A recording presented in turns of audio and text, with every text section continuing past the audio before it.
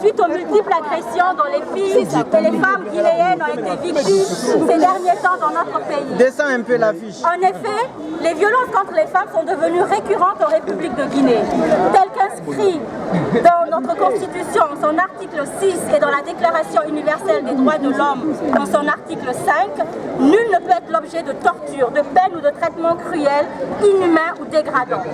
C'est pourquoi nous nous soulevons parce que nous n'avons plus où dormir et nous asseoir avec la conscience tranquille. Il est désormais impossible, voire inconcevable de rester bouche cousue face aux attaques ignobles que subissent nos sœurs, nos mères et nos filles. Le sens de l'empathie étant celui de se mettre à la place de son prochain afin d'être capable de ressentir ce que ce dernier ressent, nous appelons tous les Guinéens à l'utiliser pour une société meilleure.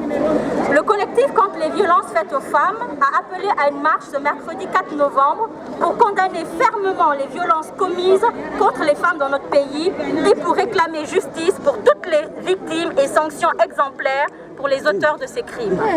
Pour cela, le collectif souhaiterait attirer l'attention des autorités locales sur la nécessité de mettre en place, d'une part, des mesures préventives contre les violences subies par les femmes et d'autre part, des mesures et structures de soutien aux victimes de ces violences.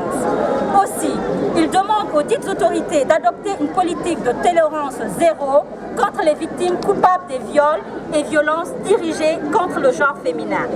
Ainsi, le collectif contre les violences faites aux femmes fait la démarche d'adresser à votre ministère ce mémorandum qui propose des mesures suivantes dont l'application marquera l'amorce de la politique gouvernementale intégrée dans la lutte et les violences dans notre pays. 1. Ouvrir une ligne téléphonique dédiée, opérationnelle et gratuite pour les victimes de violences et vulgariser l'information surtout. 2. Créer des centres d'accueil sécurisés pour les victimes et renforcer l'accessibilité des centres existants à toutes les victimes. Il faudrait définir la spécificité des centres d'accueil de femmes victimes de violences dans un cadre légal. Il faudrait modéliser la pratique de ces centres, mettre en place des services de support intégrés avec un accès à des soins de santé adéquats, à un soutien psychologique et à une assistance juridique. Stabiliser le financement de ces centres, améliorer la couverture géographique des centres spécialisés pour couvrir le territoire national. Mettre en place et faciliter une prise en charge rapide des victimes, mettre en place des foyers d'accueil pour les victimes qui se sentiraient menacées. En 3, nous demandons de mettre sur pied des programmes de réinsertion sociale et professionnelle pour les victimes.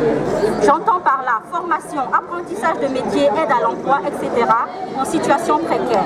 En 4, il faudrait développer des programmes de sensibilisation et d'éducation aux violences contre le genre auprès des intervenants psychomédico-sociaux susceptibles de rencontrer les victimes dans l'exercice de leur profession. 1. Par l'élaboration des protocoles de formation, par la sensibilisation des professionnels de première ligne, par la formation au niveau académique et au niveau de formation continue des professionnels, par la concertation entre professionnels d'une même discipline, par la concertation multidisciplinaire. En 5, il faudrait organiser des campagnes de sensibilisation contre les violences faites aux femmes dans les écoles, dans les universités, dans les foyers et autres places publiques.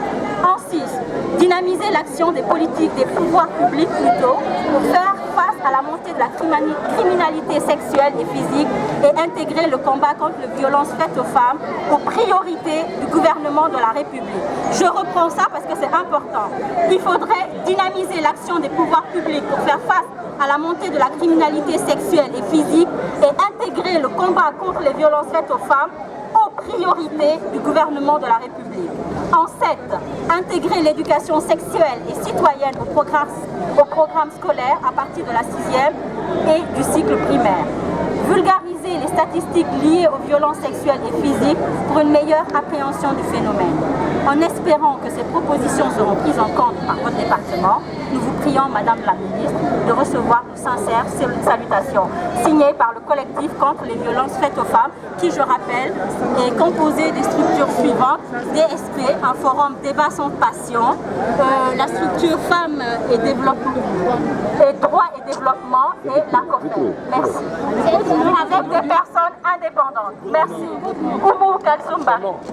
Vive les femmes! Vive les femmes! Vive les femmes! Vive les femmes!